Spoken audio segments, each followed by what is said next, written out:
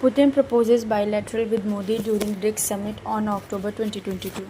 2 months after they met in Moscow, Russian President Vladimir Putin on Thursday proposed a bilateral meeting with Prime Minister Narendra Modi on sidelines of the BRICS summit of Kazan next month when NSA Ajit Doval called on him in Petersburg.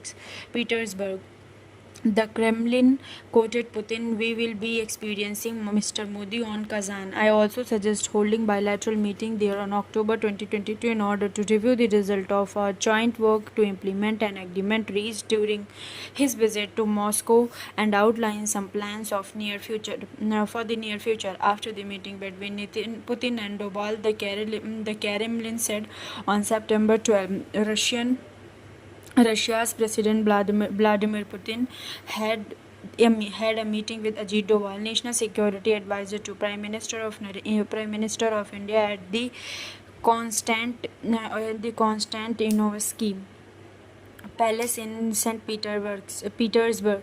During the conversation, Vladimir Putin noted the successful development of special and privileged strategic partnership between India and Russia and stressed the importance of security issue in bilateral relations.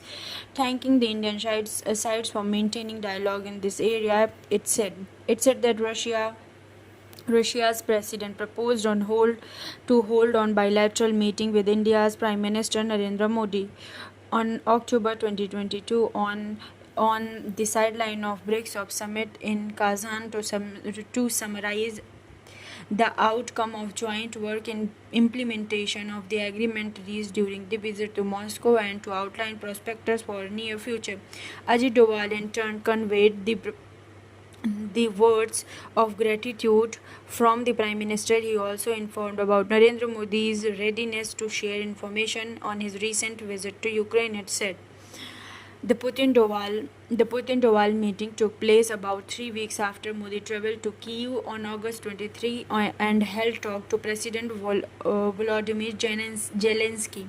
Doval in St. Petersburg attended a conclave of national security advisor of the BRICS: Brazil, Russia, India, China, South Africa nations. The summit of grouping will be held in Russian city of Kazan on October 22-24. Modi is likely to attend the summit. On Wednesday, the NSA held talks with his Russian counterpart Sergei Shoigu, focusing on important issues of mutual interests. Both sides reviewed progress in bilateral cooperation and discussed important issues of mutual interest. In Indian embassy in Russia said of the talks between Doval and Shoigu. In his talks with Zelensky, Modi said both Ukraine and Russia should sit together without wasting time to end ongoing war, that India was ready to play with active role to restore peace in the region. US to host fourth Quad summit on September 21. The US on Thursday announced that President Joe Biden will host the fourth in-person Quad Leaders Summit in Wilmington, Delaware, Saturday, September 21. With his announcement, it becomes clear that Washington has taken the initiative to host its Leaders Summit, which was originally scheduled to happen in India. It was India's turn to host the summit, and it had proposed to hold in January this year, around the Republic Day, but it did not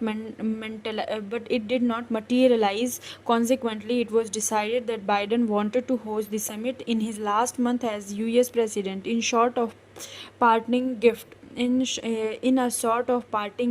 before he debuts office. So they swapped, and India will now host summit in 2025. White House press secretary Karine Jean-Pierre said the president took forward to welcoming Prime Minister Anthony Albanese of Australia, Prime Minister Narendra Modi of India, and Prime Minister Kishida Fumio of Japan.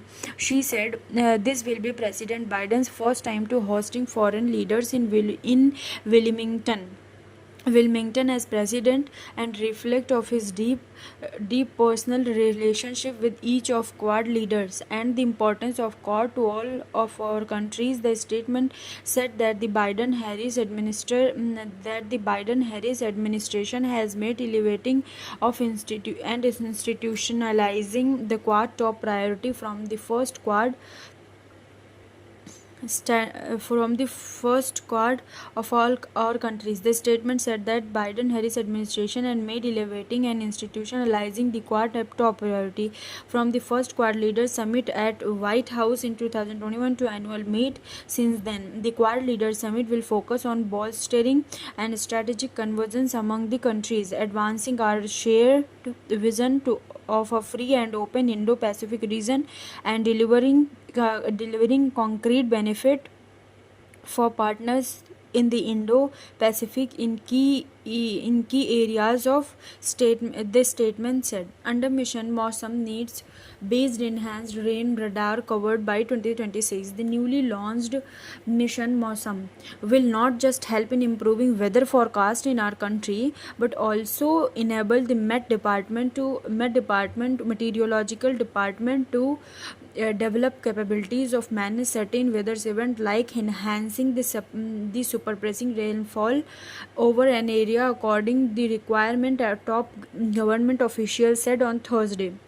Eventually, we have to move in the direction from just weather forecasting to weather management. For example, incessant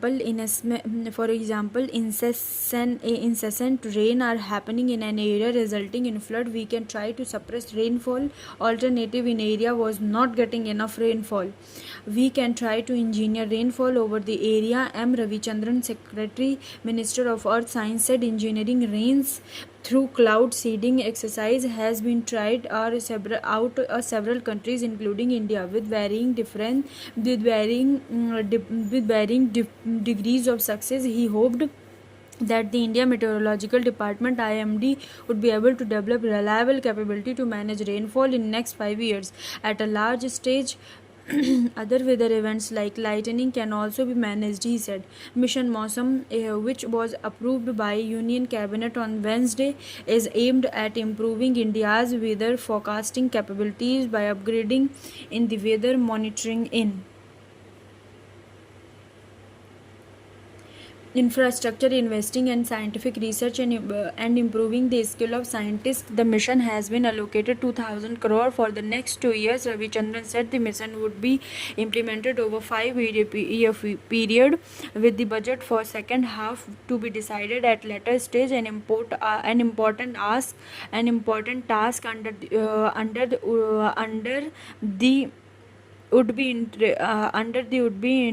intensifying the weather observation network in countries not just over land but also on sea and sky. This would directly help improve the weather model accuracy and also facilitate studies, paving the way of having better understanding of climate sciences, he said. Over the next 18 months, the number of Doppler radar, wind profile radiometer and radiosonde will increase by many folds. All these are essential tool and infrastructure used recording weather data from across the surface and atmosphere and ocean. Retail inflation edges up to 3.65 in August, fueled by rising food prices. Retail inflation inched higher 3.65% in August from the 5-year low print of 3.60% in July, mainly on account of rising food prices, even if continued to remain below the 4% marked in the 4 plus minus 2% band of medium-term inflation targeted set by RBI. Data released by the NSO National Statistical Office showed Thursday, after slipping to a 13-month low of 5.45% in July, food inflation based on combined food price index CFPI increased to 5.6% in August, led by uptick in perishables such as vegetable and fruits. Data released separately showed the country's factor output for July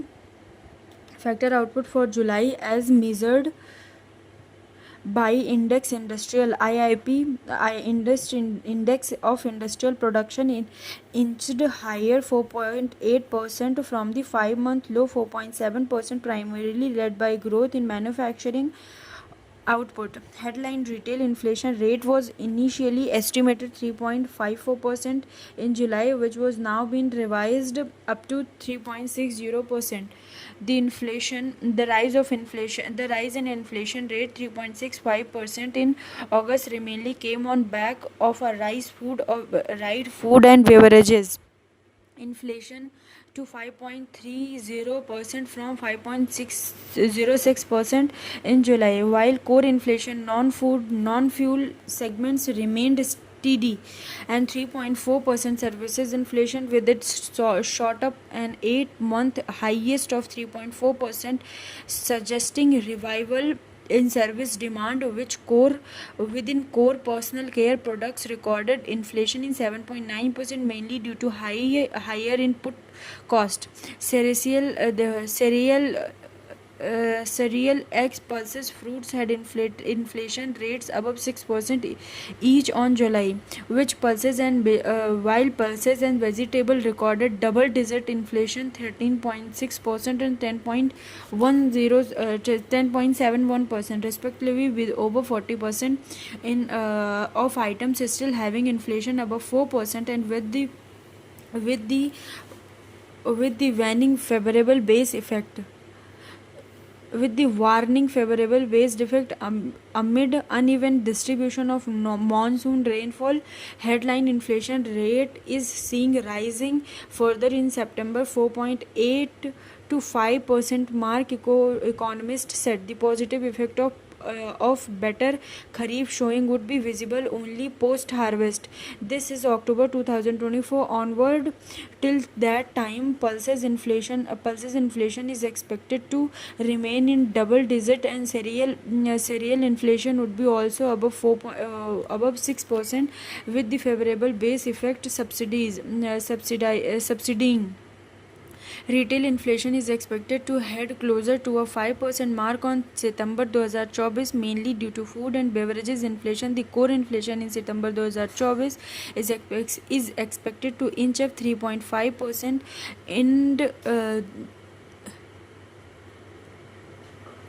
IND-RA does not expect any change in policy rate stances in financial year 25 based on current inflation and growth trend. Paras Jarsi, senior economist analysts India rating agency India Ratings and Research, said the RBI had kept the repo rate unchanged for 9th time in a row. Next week the US Fed is expected to start cutting rates with expected quarter of a percentage point reduction. This could act as lead for India's central bank to also look toward the rate of cut trajectory. India's factory output, as measured by Index Industrial Production, rose up to 4.8% from the 5 months low 4.7%, primarily led by growth in manufacturing output, which accounts for 6% of the weight of IIP, increased 4.6% in July, 3.2% in previous month, but the lower than 5.3% growth seen in July 2023. The overall industrial output has recorded growth of 6.2% in July 2023. A wider net extension of ABPMJY to senior citizen is welcome. It must be accompanied by ease of access, better quality of care. The government's decision to extend the Ayushman Bharat Pradhan Mantri Jan Arogya Yojana to senior citizen above of 70% in significant step toward universalized health care in the country. The rupees 5 lakh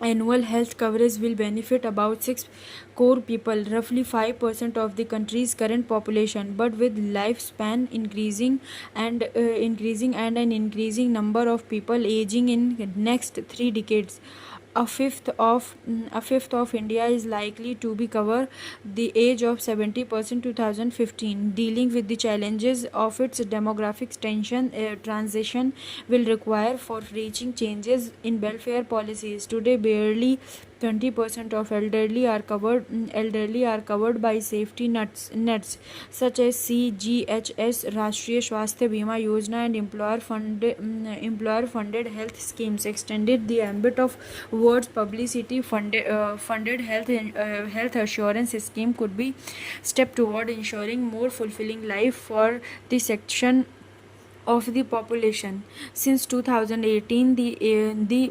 ABPMJY has covered 7.37 crore hospital admission. This is significant achievement of a country where out-of-pocket expenditure (OPP) on health is often a reason for cursing poverty. Yet the fact that OOPE constitutes 50% of all health expenses, more than 2.5 times of global averages, underline unfinished task. Last year, an investigation by this newspaper revealed that doctors at premier government hospital in Delhi dubbed poor patients and bypassed the government health insurance scheme.